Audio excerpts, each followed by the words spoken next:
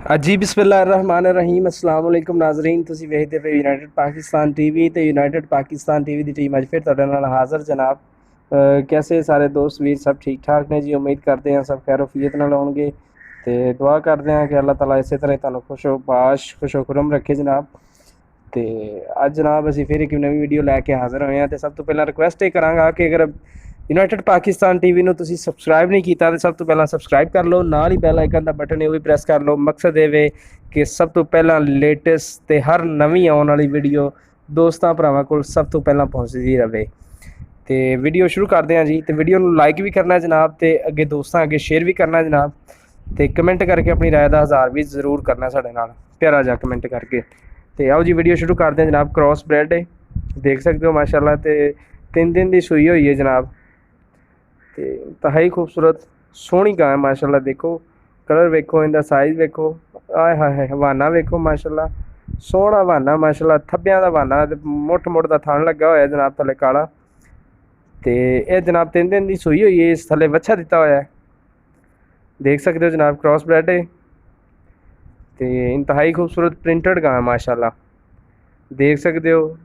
अज इनू 3 दिन होए ने जनाब सूई नू, थले इस जनाब बच्चा दिता है, देख सकते हो जनाब।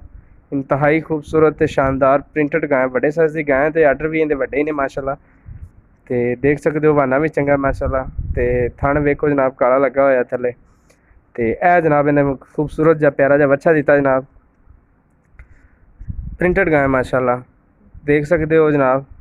क्रॉस हैगी है, तो 3 दिन होए ने जनाब इनू सूई हुई नू, 3 दिन सूई नू होए ने। तो देख सकते हो मसला इनका बहाना भी सारा कुछ देख सकते हो, मसला चंगा है। तो 3 दिन होए ने सूई नू जनाब। तो 18 लीटर जो दुध है ना, 18 किलो वो जनाब इन थलू फिलहाल चो रहे हैं। तो तुहानू पता है कि 22-24 लीटर इंशाल्लाह पक्का करेगी।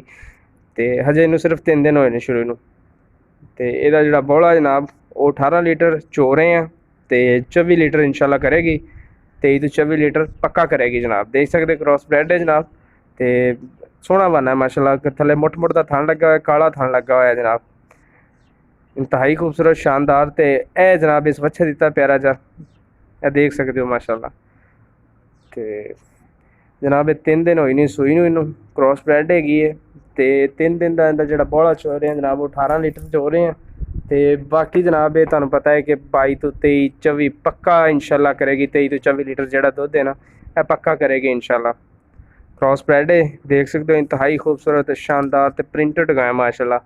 तो इस जनाब थले बच्चा दिता है, तो देख सकते हो माशाल्लाह। तो वाना भी चंगा है, काला थन लगा होया थले, इंतहाई खूबसूरत यार प्रिंटेड गाय माशाल्लाह, देख सकते हो। 3 दिन की सूई है, 3 दिन की। एक बार फिर रिपीट करता जावा कि 3 दिनों का इनका 18 किलो जो बौला है ना वो चोया।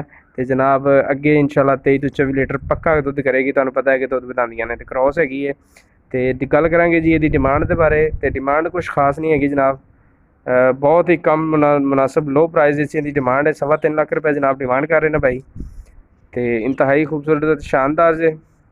मजीद मालूमात वास्ते साढ़े नंबर स्क्रीन पर मैंशन किए गए हैं जनाब। दोनों नंबर ही वट्सअप ने, तो साड़ियाँ सोशल लिंक कार्ड्स भी स्क्रीन पर मैंशन की गई ने। मजीद डिस्क्रिप्शन भी तुहानू सब कुछ मिल जाएगा। खुदा ना खासा नंबर बंद होंगे, नंबर बंद होने की सूरत तुम वट्सअप पर कॉन्टैक्ट कर सकते हो। 24 घंटे वट्सअप जनाब चलता होंगे। देख सकते हो जनाब इंतहाई खूबसूरत शानदार गाय। तो अज की वीडियो किदां लगी जनाब कमेंट करके जरूर दसना प्यारा जा। तो अगली वीडियो के नाल दिओ इजाज़त, मिलते हैं नैक्सट वीडियो के नाल। अल्लाह हाफिज़ जनाब।